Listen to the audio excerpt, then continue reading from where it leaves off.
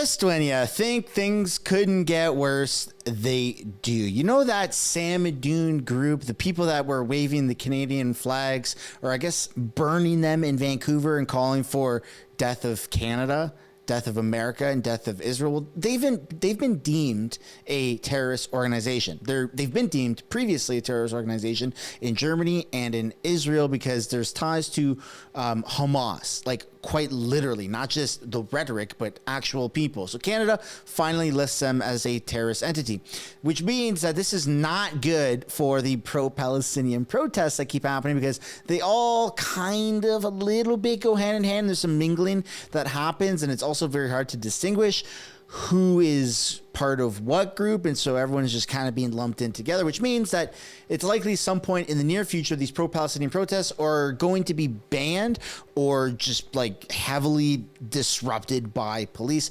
in the coming, I was going to say weeks, but after what I'm about to show you, which is probably the reason you click on this video, in the coming days, because pro-Palestinian protesters just attacked Trudeau's motorcade that was heading to his office. Quite literally got in front of the vehicle, tried to get it to stop, and a bunch of people were grabbing onto the hood. This is insane. You have never seen this before in Canada. This is straight out of a movie like White House Down or something. Welcome back to the channel. Welcome back to another video, everybody. This, by the way, is the extra channel. So just in case you're like, you think that you're subscribed to this one, just check to see if you're subscribed. Might as well smash the button before we begin to like the video as well. Got a couple news stories. Then we're going to take a look at Trudeau's motorcade getting attacked, and then an update on the Indian-Canada relations. All right, so here we go. You've got Burger King in Toronto. They can't seem to fill a manager position, which is raising questions about the pay it's offering and whether the temporary foreign workers program is suppressing wages. Well, the good news, or I guess the bad news, is that Canada's kind of stopping the temporary foreign worker program. So yeah, I wouldn't worry too much about that in the near future. And then you have this video that's coming out of Winnipeg, where the national anthem is sung in like a different language, like not in English or French, but in I don't want to say Punjabi, but I'll just play a second here.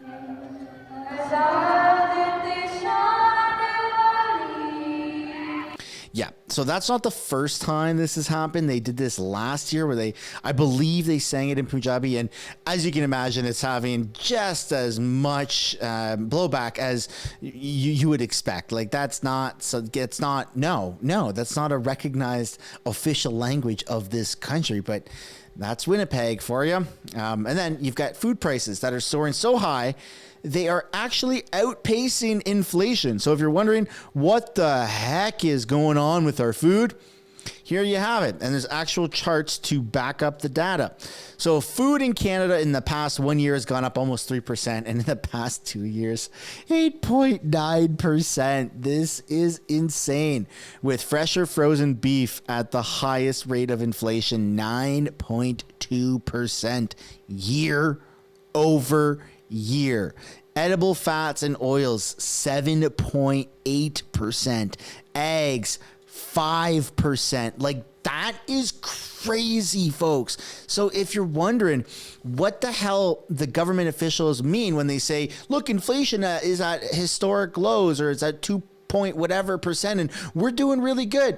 But you're not. You absolutely are not. Food is still going up and up and up, and they aren't doing anything about it. But I'd love to know what you guys think down below in the comments. And then you have this speech here by Danielle Smith that is going after Ottawa, saying Ottawa is deliberately trying to, hurt Canadians with all the taxes. To set policies that are short-sighted and reckless. This fall, the federal government plans to table regulations that would set mandatory targets with irresponsible timeframes for upstream oil and gas and liquefied natural gas facilities. Ottawa says they're working to cut emissions, but we all know that's what they're really doing is cutting production of oil and gas. And this, by extension, will cut jobs and revenues across the country.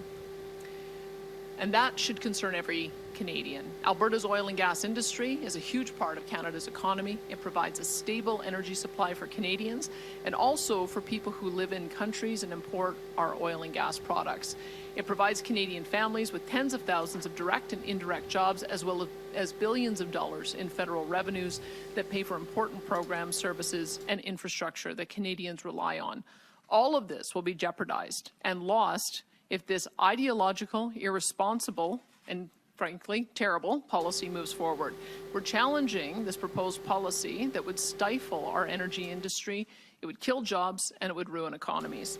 So British Columbia is about to turn into this. British Columbia, should John Rustad win the provincial election, become the premier of BC, and kick the corrupt NDP David Eby out, we're gonna have like a super pro axe to tax. You know, let's make our own money, keep it within the province. Let's just fix all of the problems, and I am super excited about that potential. And then just to recap for those that missed it, here's what Jagmeet said at his, we're going to take a couple little looksy-poos here at his failed press conference, his emergency press conference. I love our country. I love our democracy. I would do anything to protect it. I can't imagine or understand any political leader who wouldn't also do anything to protect our country. And that's why it troubles me deeply that Pierre Poilievre is unwilling to receive security clearance and to fully understand what's going on. I don't want the Indian government, which is who the RCMP has implicated in this, and the Modi government specifically. I don't want the Indian government or Modi to think they've got someone in Canada who's willing to look the other way to ignore what's going on. We need to take an approach where we're all on the same side, that we're all denouncing this serious series of allegations, and that we're standing united to do everything possible to protect Canadians. That's why my team will be calling for an emergency meeting of the Public Safety Committee. Right.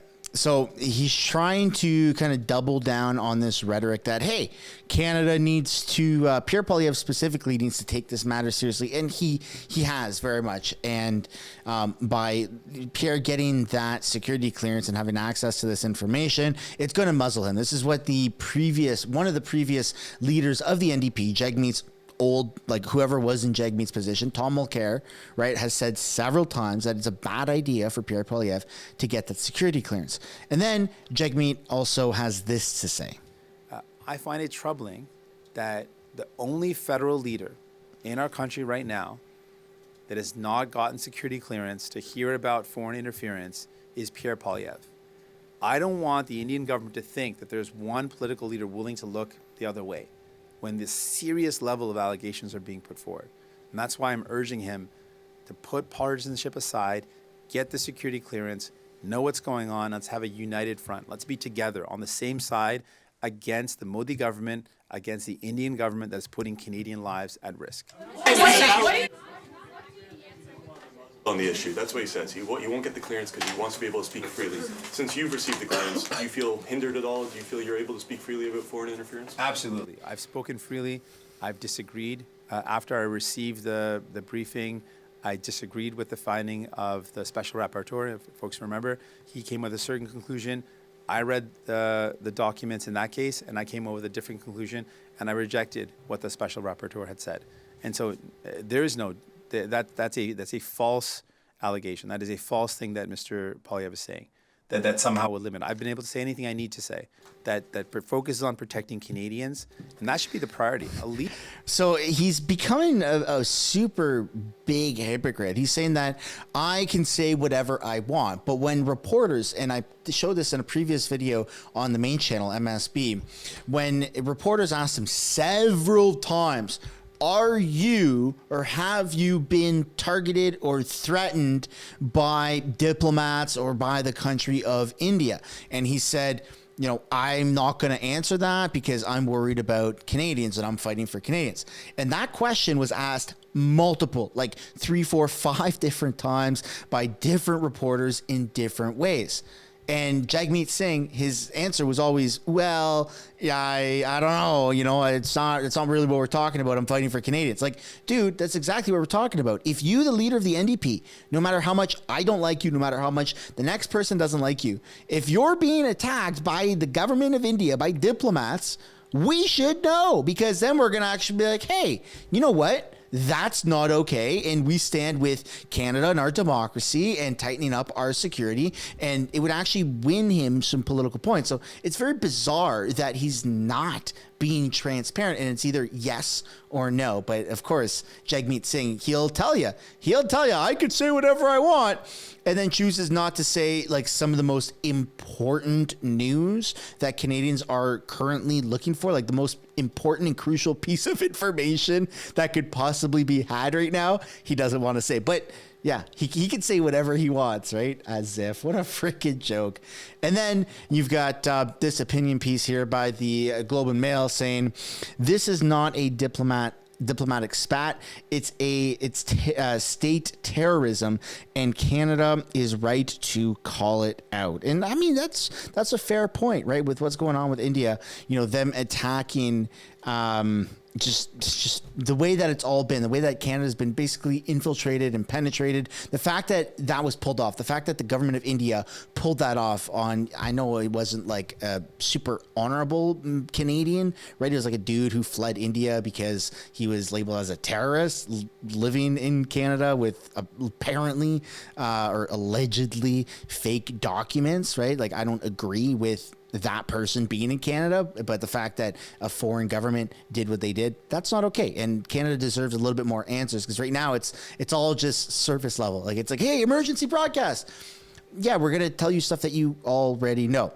Anyways, now let's get into the Samadoun business, right? So Samadoun has officially been listed as a terrorist organization by Canada. These are people that are, you know, waving flags, long live the resistance. Samadoun, this is in Toronto. They were also in Vancouver, you know, destroying the Canadian flag, calling for the death of Canadians, which is something that Pierre Poilievre has been very adamant in saying, hey, let's get the Samadoun folks listed as terrorists. And they have not done that until just like today, right? Or yesterday. And then you got this video here where pro-Palestinian protesters are quite literally blocking and attacking Justin Trudeau's motorcade. More RCMP coming through.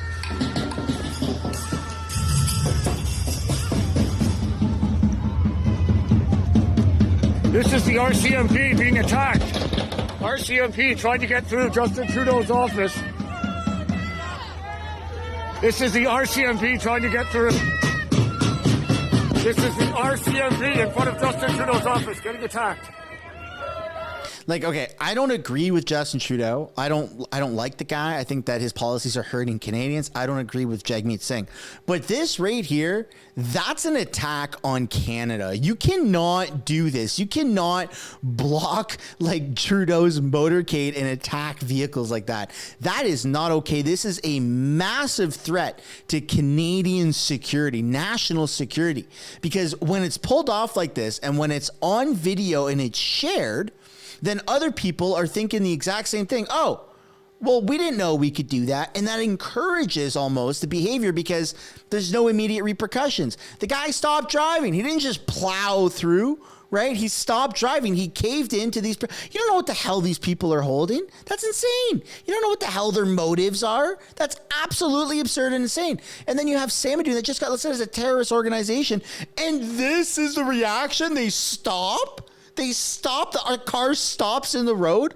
I'm not suggesting that they just ran them over, but like, do something, man. Like, at what point is the police actually going to take appropriate steps to show, hey, stop messing around. This is not okay. Because right now they're not looking like a strong group. They're not representing Canada very well right now, the RCMP.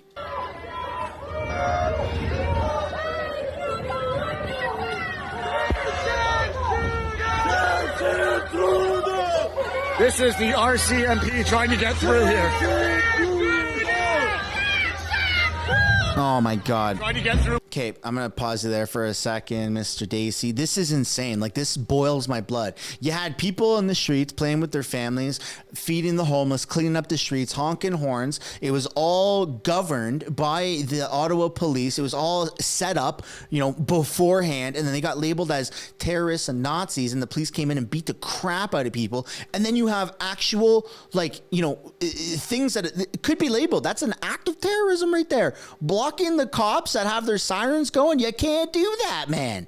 You can't do that. But yet they still did. And that's just not okay. If that was Canadians waving Canadian flags, attached to the freedom convoy or any freedom movement, no. Cops would have come out with tasers and guns, and it would have ended way differently than just that peaceful disassembly of what should be labeled as an attack, a threat to Canada. And I'm not trying to gas this up. That's not okay, man. I don't condone anybody doing what they just did. Not okay at all.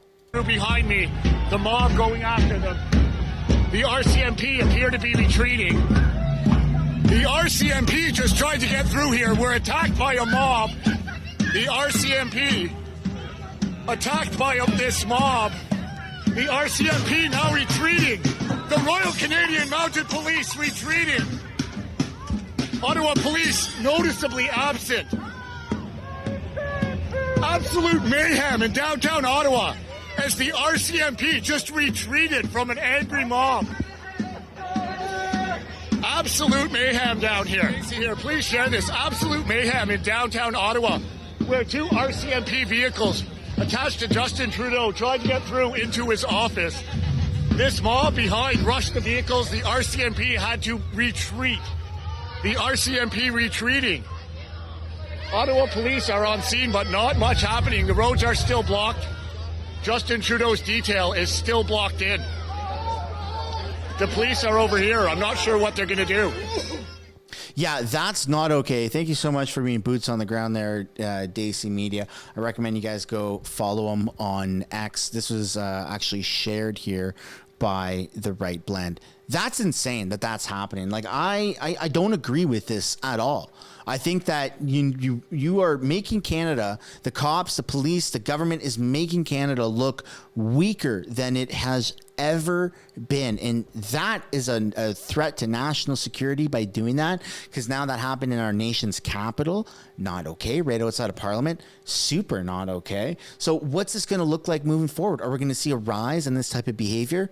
I mean, likely. It's only gotten worse, right? Over the past year and a month, it's only picked up more and more and more. And I just don't know what to make of this. But that is 100% not okay. And this is where we approach the end of the video. And I'd love to know your guys' thoughts and opinions down below in the comments. Do you agree with this? Do you disagree? Let me know why. On your way out, if you haven't yet already, I'd like to encourage you guys to smash the like button and subscribe. And I'll see you in the next one. Bye for now.